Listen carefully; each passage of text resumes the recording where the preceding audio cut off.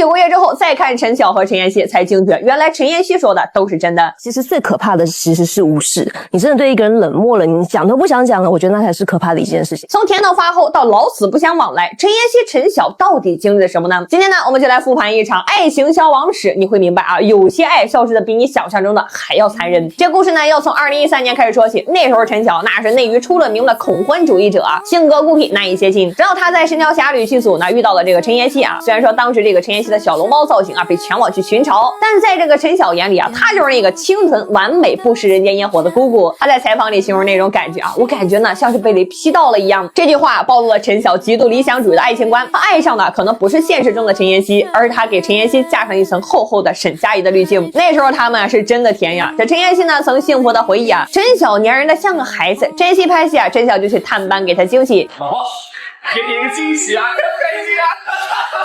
开心啊！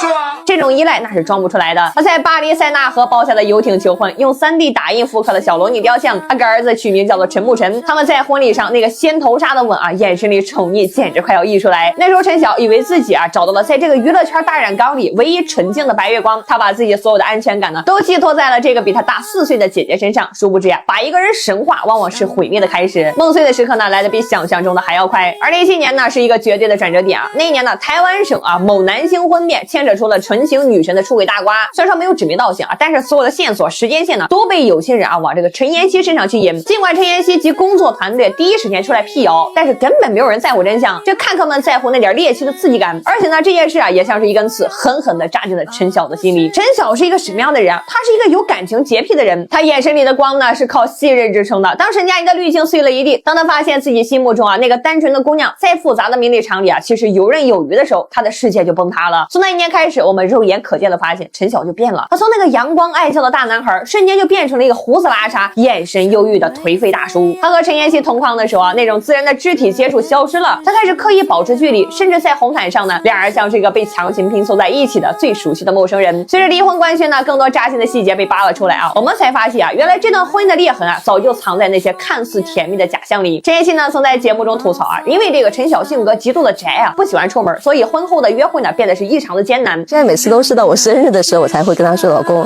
可不可以陪我去看场电影，或者陪我去吃顿饭？你们俩1年只出去1次，我就是有生日，我过生日的时候，我才会鼓起勇气问。1年出去1、2次，这是一对正常夫妻该有的状态吗？陈妍希呢是一个喜欢热闹、喜欢社交的女孩，而陈晓呢是一个只想躲在自己的世界里的社恐患者。陈妍希呢想要的是世俗的浪漫、陪伴和仪式感，而陈晓想要的是精神的共鸣和绝对的安宁。这种生活方式的极端错位啊，让陈妍希在这段婚姻里啊，逐渐从被宠爱的小公主变成了一个小心翼翼的讨好者。她要拼命维持表面的和谐，而陈晓呢则在沉默中把门关的是越来越紧。如果说生活习惯的磨合还能够忍啊，那么陈晓后来的冷暴力就是彻底的宣战。节目组呢为了搞气氛，特意给这个陈晓放了一段陈妍希录制的这个惊喜视频，换做任何一个体面的艺人，哪怕装也得装出来感动的样子吧。但是陈晓没有，他全程是面无表情，眼神空洞的可怕，甚至是眉头微皱，仿佛在看一个陌生人的表情。主持人呢试图想去救场，问他感想啊，他只是冷冷的回了一句：家人的支持很重要，然后谢谢我的家人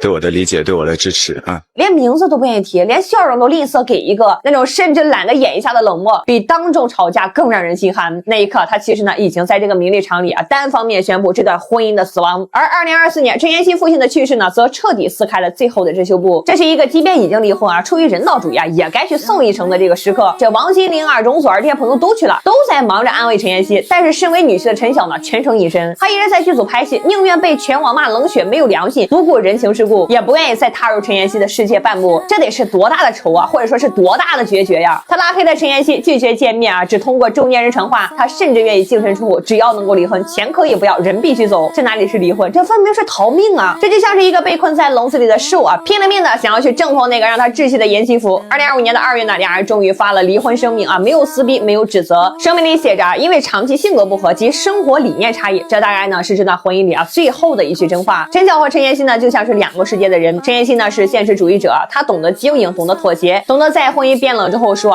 头2年是热恋，后面呢就是过日子来自我安慰。她拼命想要挽回，甚至带着孩子呢追到横店吃闭门羹也要试一试。而陈晓呢是极端的理想主义者，他的爱呢是全有或者是全无的。当他把你当成女神的时候他能够为你对抗全世界。当他发现呢你不是他想象中的样子的时候，他能够瞬间抽离，冷酷的像是冰块。他无法接受婚姻变成了凑合，无法接受爱情变成了算计。既然光已经熄灭了，那就不要在黑暗里苟延残喘。这场婚姻给所有的女生呢都上了一课，不要试图去感动一个已经是祛魅的男人。当一个男人开始在公开场合对你黑脸，开始拒绝和你同框，甚至连你至亲离世都无动于衷的时候，他不是不懂事，他只是不想装了。当初爱的有多真，现在走的就有多狠，这才是人性最残酷的真相。